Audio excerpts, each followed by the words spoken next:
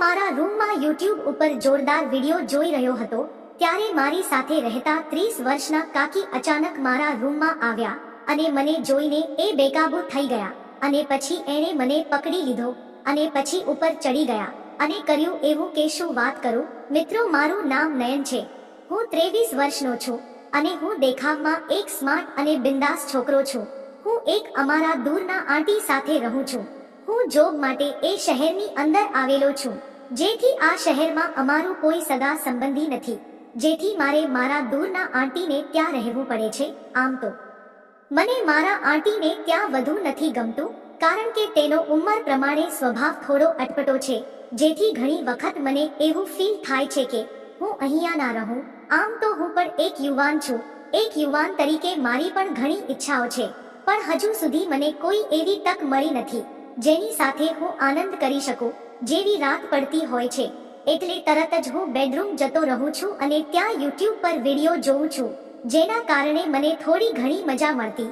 પરંતુ મને ખ્યાલ નહોતો કે મારો પણ એક એવો સમય આવશે કે જ્યારે મારી પણ ઘણી બધી અંગત ઈચ્છાઓ પૂર્ણ થઈ જશે. એક વખતની વાત છે જ્યારે હું બેડરૂમની અંદર બેઠો બેઠો YouTube જોઈ રહ્યો હતો અને મને એક કામ યાદ આવ્યું અને હું બહાર જતો રહ્યો ત્યારે આંટી ત્યાં રૂમ પાસે આંટા મારી રહ્યા હતા. તેનો મને ખ્યાલ નહોતો, જેના કારણે તરત જ હું ચોંકી ગયો, કારણ કે જ્યારે હું અંદર ગયો હતો ત્યારે આંટીના હાથમાં મારો ફોન હતો.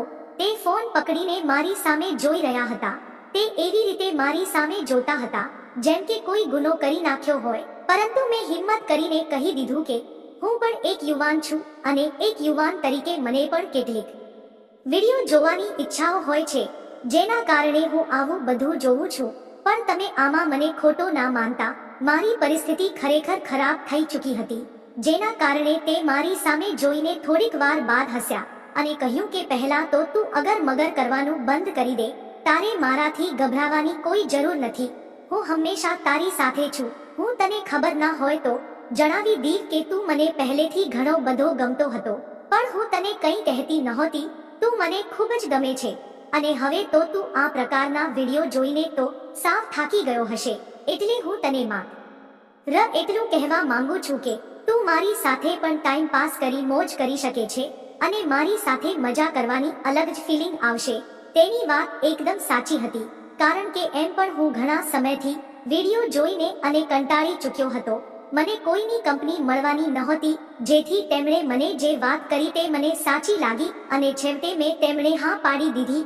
મારી હા પડતાની સાથે તેઓ મારી નજીક આવ્યા અને મને ભેટી પડ્યા. જ્યારે તેઓ મને ભેટ્યા ત્યારે મારા પૂરા શરીરને અંદરથી કરંટ દોડી ગયો હતો. ત્યારબાદ તેમની સાથે મેં મજા કરવી, તેમની સાથે ટાઈમ પાસ કરતા. હવે તો મને જ્યારે પણ મજા કરવાની ઈચ્છા થતી હતી ત્યારે હું તેમની સાથે આનંદ કરતો.